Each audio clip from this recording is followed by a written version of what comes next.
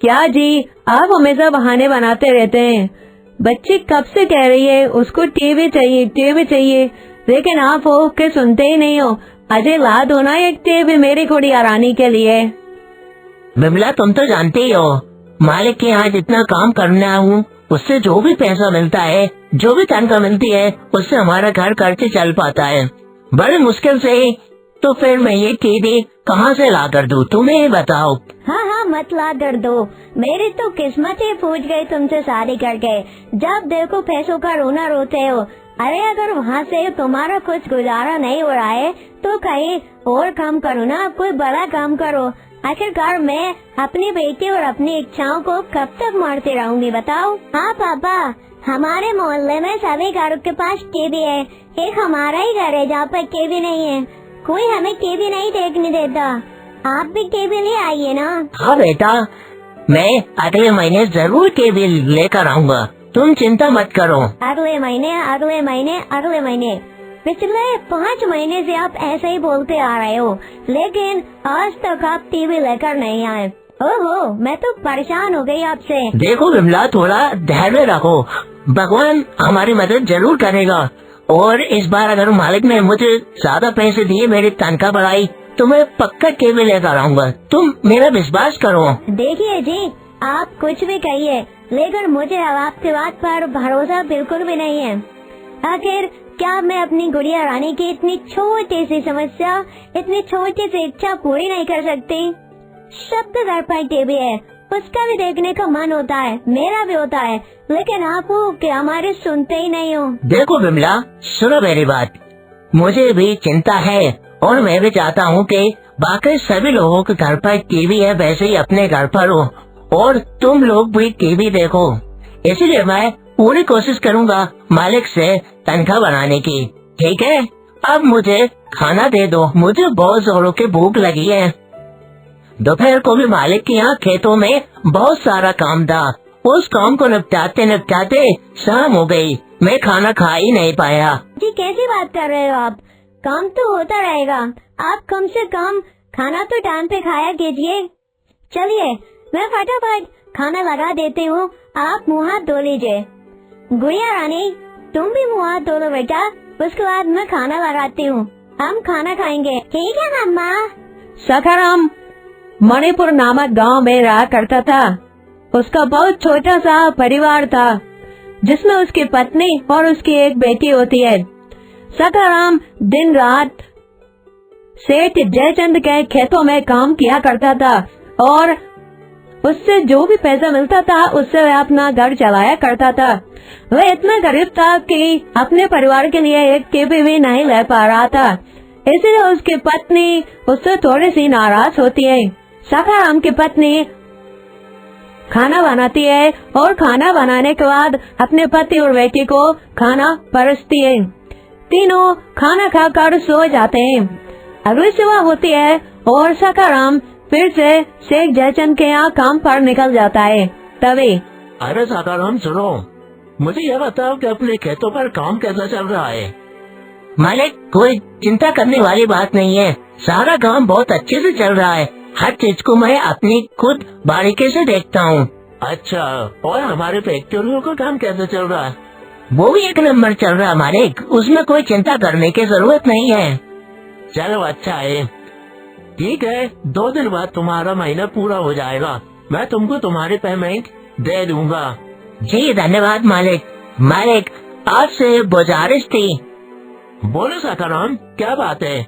मैं देख रहा हूँ तुम काफी दिन से बहुत ज्यादा परेशान हो, क्या कोई चिंता वाली बात है? मालिक, आप तो जानते ही हो मैं अत्यंत गरीब हूँ, आपसे जो भी पैसा मिलता है उससे मैं अपना घर खर्च चला लेता हूँ, लेकिन अब मेरी बेटी बड़ी हो गई है और वह टीवी की जिद करती है।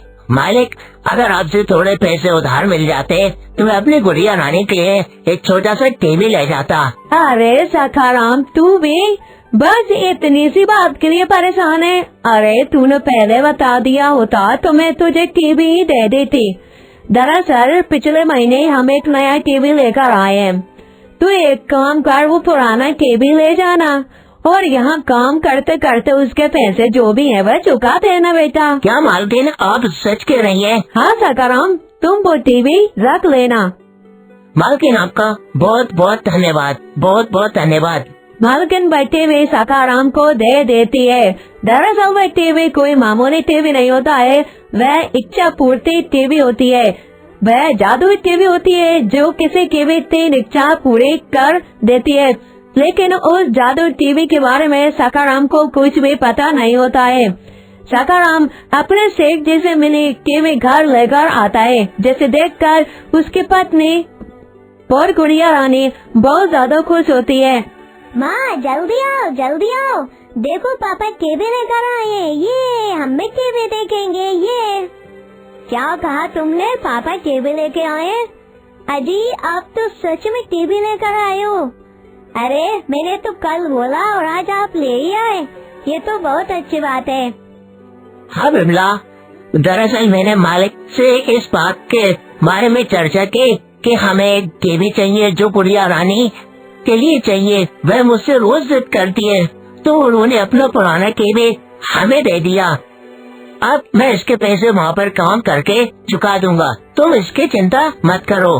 लेकिन सखाराम जैसे ही उस टीवी को चालू करने की कोशिश करता है, वैसे ही टीवी बोल पड़ता है और कहता है, सखाराम, सखाराम। ये सुनकर वह तीनों डर जाते हैं और सोच में पड़ जाते हैं कि ये कैसा टीवी है जो बोलता भी है। तभी टीवी कहता है, सखाराम, मैं जादुई टीवी हूँ, मैं कोई भी तुम्हारी 3 इच्छा पूरी कर सकता हूँ, तुम कोई भी 3 इच्छा मुझसे मांग सकते हो। तभी सखाराम की पत्नी कहती है, क्या क्या सच में तुम हमारी कोई भी 3 इच्छा पूरी कर सकते हो? हाँ, मैं तुम्हारी कोई भी 3 इच्छा पूरी कर सकता हूँ, बताओ तुम्हें क्या चाहिए? सखाराम की पत्नी हमेशा से ही एक अच्छा बड़ा घर और अपने पति के लिए एक अच्छा काम चाहती थी, तो वह उस टीवी से कहती है, देखो जादुई टीवी, मैं ज्यादा कुछ नहीं, बस एक अच्छा घर, थोड़े से गहने और इनके लिए कोई अच्छा सा काम चाहती हूँ, और कुछ नहीं। तभी टीवी बिमला से कहती है, तुमने 3 विश मांग लिए, अब मैं ये 3 विश पूरी करती हूँ। फटाफट सखाराम का घर एक आलीशान और बड़े घर में बदल जाता है और फटाफट बिमला के पास गहने आ जाते हैं और सखाराम को कोई भी काम शुरू करने के लिए पैसे आ जाते हैं। सुनिए जी, ये तो बहुत ही कमाल का टीवी है, देखिए इसने मुझे जेवर और गहने दे दिए और हमारा घर भी बड़ा हो गया और आपको नया काम शुरू करने के लिए इतने सारे पैसे भी मिल गए। अब बिमला, तुमने सही कहा, देखा मैं ना कहता था तुमसे, भगवान पर भरोसा रखो, भगवान किधर देर है अंधेर नहीं, वे कभी न कभी तो हमारे भी दिन बदलेगा। और आज देखो। हाँ माँ, पापा सही कहते थे, आज हम भी अमीर हो गए। सखाराम उन पैसों से सब्जी का ठेला मार्केट में लगाने लगता है, जिससे उसकी रोजंदारी दुकानदारी हो जाती है। अब उसे अच्छे खासे पैसे मिलने लगते हैं। वहीं घर पर भी बिमला और उसके बेटे भी टीवी देखते हुए बहुत ही आनंददायक जीवन जीने लगते हैं। सखाराम का परिवार सुख समृद्धि